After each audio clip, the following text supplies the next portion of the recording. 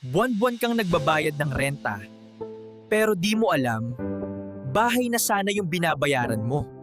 Alam kong marami kang dahilan kung bakit hindi pa ngayon. Pero minsan, yung takot lang pala ang pumipigil sa'yo. Kung hindi ngayon, kailan mo pa sisimulan yung pangarap mong bahay? Una, may stable income ka.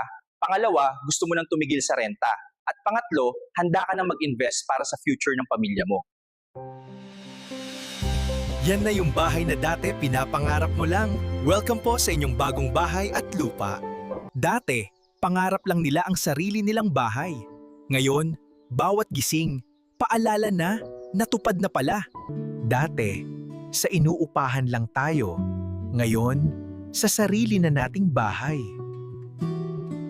Lahat ng pagod, sulit pala. Dito sa Bayanihan Town, hindi lang bahay ang binibili mo, pati kapayapaan, komunidad, at panibagong simula.